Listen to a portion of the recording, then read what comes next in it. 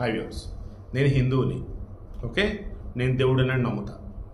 కనిపించే ప్రతి మనిషిలో దేవుడు చూస్తా, కనిపించే ప్రతి ప్రాణంలో దేవుడు చూస్తా. ఈవెన్ చెట్టు పుట్ట దానికి ప్రాణం ఉందా లేదా అన్నదాన్ని కూడా నేను దేవుడు చూస్తా. ఎందుకు ఈ మాట అంటున్నా? దేవుడు ఉన్నాడని నమ్మటం వేరు, దేవుడు నా కలలో కనిపిస్తాడు, దేవుడు నాకు ఇంగ్లీష్లో మాట్లాడతాడు, జీసస్ నన్ను కాపాడాడు, నాకు కనిపించాడు, వెంకటేశ్వర స్వామితో నేను రోజు మాట్లాడతాను, కళలో కనిపించి శివుడు నాకు ఈ సినిమా తీయమని చెప్పాడు. వెనకాల అటాచ్ చేశాను కదా, ఎవరెవరివి? ఆమె యాక్ట్రెస్ తులసి గారు, తిరుమల తిరుపతి మాజీ అర్చకులు, ఆ పేరు కూడా మర్చిపోయా, క్యాండిడేట్ డైమండ్ అండ్ హార్డ్ చేసిన క్యాండిడేట్ రమణ దీక్షితులు అతను. తర్వాత భక్త కన్నప్పకు సంబంధించేసి ఇతను ఎవరు, మంచి విష్ణు. జీసస్ సంబంధించేమో మునిగిపోతుంటే జీసస్ నేను కాపాడాడు, అరిచాను, ఆయన వచ్చాడు కాపాడాడు అని చెప్తున్నాడు జయసోద. ఇలా చెప్పుకుంటూ పోయినట్టయితే రోజు వైఎస్ ఆత్మతో మాట్లాడతానని చెప్పేసి జగను, ఎన్టీఆర్ ఆత్మతో నైట్ మాట్లాడతానని చెప్పేసి లక్ష్మీపార్వతి. ఇలా ఎవరైతే దేవుని ఆత్మలతో మాట్లాడతామనేవాళ్ళు, సరే దేవులతో మాట్లాడతాం, మనుషులకు ఆత్మలతో మాట్లాడతామనేవాళ్ళు. ఇక ముస్లింలకు సంబంధించి జన్నత్ స్వర్గంలో భూమి మీద అల్లాహకి నచ్చిన పని చేస్తే స్వర్గంలో 72 మంది కన్యలతో ఎంజాయ్ చేయొచ్చు అని చెప్పేసి మూర్ఖులు. ఇలా చెప్పుకుంటూ పోతే మన హిందూ సమాజంలో చాలామంది స్వామీజులు బాబాజీలు చెప్పే సొల్లు కబుర్లు మంచి కబుర్లు రెండు వేరు both are not same, okay. ప్రజలని నమ్మించి మూఢనమ్మకాల వైపు తీసుకెళ్లేవి సొల్లు కబుర్లు. అది ప్రతి మతంలోనూ ఉన్నారు, ఓకేనా. ఇక ముస్లింలకు సంబంధించేసి జిహాదీలు అన్నట్టు, ఇస్లాం రాజ్యం కోసం పోరాడే వాళ్ళకి సంబంధించి ఘోరాతి ఘోరంగా వాళ్ళకి కన్యలు పిచ్చి అన్నట్టు, అసలు స్వర్గంలో నీకు తిరుగులేదు అన్నట్టు వాళ్ళు. మరి భూమి మీద వాళ్ళు పిల్లలు ఏంటంటే అదే.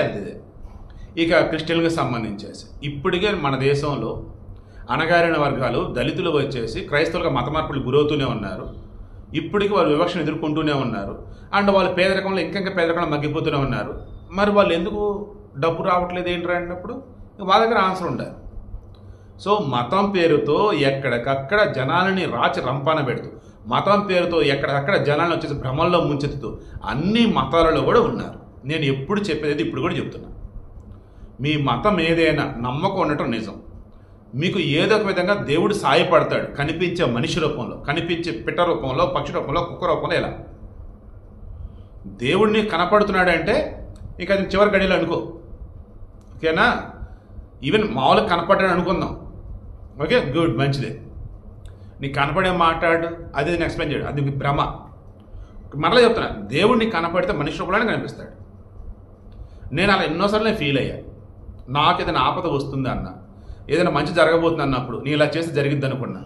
నాకు తెలిసిన వాళ్ళ రూపేనా, తెలియని వాళ్ళ రూపేనా సలహా ఇవ్వటమో, ఇది అలా చేయి, ఇది ఇలా చేయించవటమో, ఏదైనా జర్రాన్ని జరగబోతుంది అన్నప్పుడు నాకు ముందుగానే కొంచెం హెల్త్ ఇష్యూస్ లేదన్నప్పుడు వేరే ఒకరి ద్వారా వచ్చేసి సమ్ ఇన్ఫర్మేషన్ ఏదో ఒకటి. ఇలా నేను ఒకటే నమ్ముతానండి, పంచభూతాలు మనం చేసేవి మన యొక్క ప్రతి కదలికను గమనిస్తూనే ఉంటాం.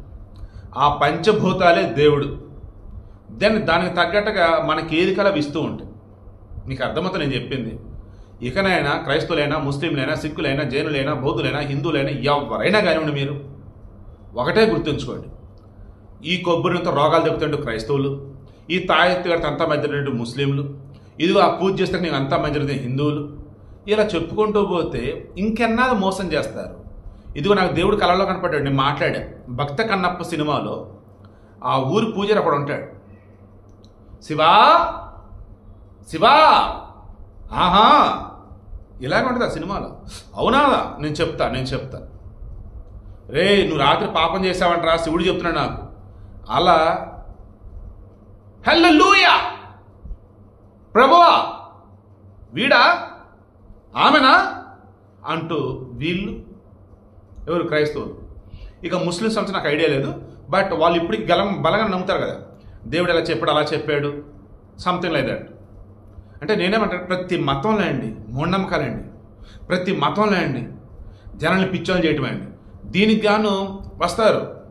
ఇప్పుడు ఏఆర్ రెహమాన్ ఉన్నాడు, నేను అల్లాని నమ్ముకున్నా, అంతా మంచి జరిగిందని చెప్పేసి దిలీప్ ఏఆర్ రెహమాన్గా మారాడు. మరి చాలామంది ఉన్నారు కదా ముస్లిం, మరి ఒకటి జరగట్లే మంచి. అలా హిందువుల్లో, క్రైస్తవులు ఎవరికైనా వన్స్ దేవుడి మీద నమ్మకంతో మనం ఎఫర్ట్స్ పెడతాం అంతే, అప్పుడు జరగాల్సిన జరిగేస్తాయి.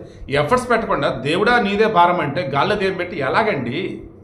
వీడికి మింటేషన్ ఏమి లేదండి. రీసెంట్గా చూస్తున్నాం కదా, మత పిచ్చి పెరిగిపోతుంది, మూఢనమ్మకాలు పెరిగిపోతున్నాయి, లేనిపోయినటువంటి అంధనమ్మకాలు పెరిగిపోతున్నాయి. వాళ్ళని వీళ్ళని నమ్మేస్తున్నారు. దేవుని దూత దేవుడు పంపాడంట, అది ఇదే నమ్మేస్తున్నారు. ఎవరిని పెడితే వాళ్ళని.